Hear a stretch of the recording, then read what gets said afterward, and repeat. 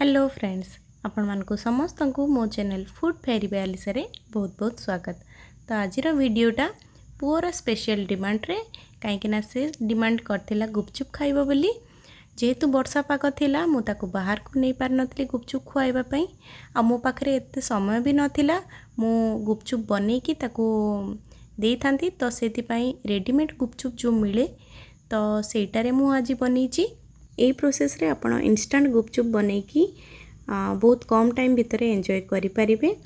तो एटारे किछि तामझाम भी नहीं, आपण जस्ट मार्केट रू किणी की आनिबे आउ छाणी की जेतेबेले इच्छा आपण खाई परिबे। और टेस्ट भी यार भल थाए, किछि खराब न थाए। आउ एई गुपचुपटा स्पेशली दही गुपचुप पई परफेक्ट थाए, काहेकि ना नॉर्मल गुपचुपटा दही गुपचुप कले बहुत जल्दी सिपी जाए, किंतु एइथिरे जदी आपण करूचंदी ताहले टिके से लॉन्ग लास्टिंग रुहे, सिपी जिबार चांस बहुत कम थाए।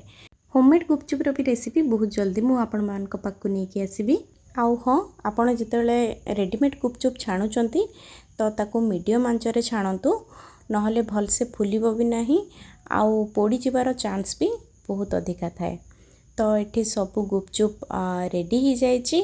देखंतु एठी मु केते अमाउंट रो गुपचुप रेडी कर नैछि और ताहा भी एते कम टाइम भितरे। तो आपण भी थरे निहाती गुपचुप को ट्राई करंतु। तो एबे गुपचुप तो रेडी ही गेला। गुपचुप पाई आलू मसला तो निहाती जरूरी। तो ता पाई एठी मु पियाज को लंबा लंबा पतला पतला करी काटी नैछि। एठी मु पियाज रो क्वांटिटी टिके अधिका रखिछि, काहेकि ना आलू मसला रे पियाज रो क्वांटिटी बेसी हेले खाइबा पाई बहुत ही टेस्टी लागे। तापरे एठी मु धनिया पत्र को भी छोट छोट करी काटी नैछि।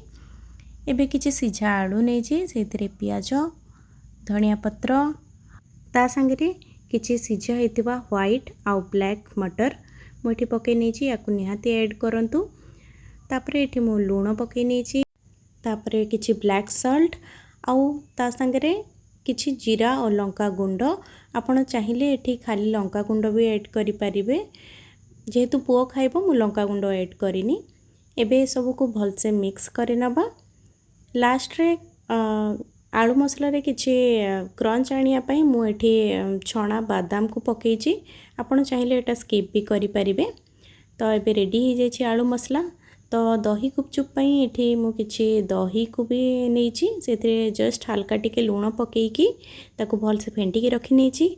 आ ता संगे रेड चटनी भी मु आगरु बनै की रेडी कर नैथिली। दही गुपचुप पई आवश्यक सामग्री सब मु रेडी करके रखी नैछि, जेमती आपण देखि पारुतबे। तो एठी मु किछि सेव भुजिया भी नैछि आ ता संगे किछि ग्रीन चटनी भी नैछि। आपण को जेमती इच्छा सेमती फील करिकी खाई परिबे, किंबा आपण को जोटा पसंद हुए आपण ताको स्किप भी करि परिबे। तो एबे गुपचुप रे मु आलू मसला पूरे की सब रेडी करके रखी नउछि। तापरे एठी मु ऊपरे फर्स्ट रेड चटनी को ऐड कर नैछि। रेड चटनी रो क्वांटिटी भल से देबे, काहेकि ना एटा खट्टा मीठा लागिले बहुत टेस्टी लागे।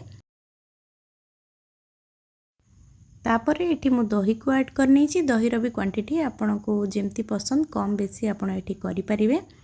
ता ऊपरे ग्रीन चटनी को भी मु ऐड कर नैछि। आ लास्ट रे किछि सेव भुजिया को भी ऐड कर नैछि। आ ऊपरे गार्निशिंग पई मु किछि धनिया पत्र को ऐड करिछि। देखंतु एबे रेडी ही गेला इंस्टेंट गुपचुप। वर्षा पाग को गुपचुप एकदम जमी गला। वीडियोटी केमती लगिला कमेंट सेक्शन रे निहाती जणैबे। आ वीडियो भल लागिथिले लाइक शेयर और सब्सक्राइब निहाती करनेबे।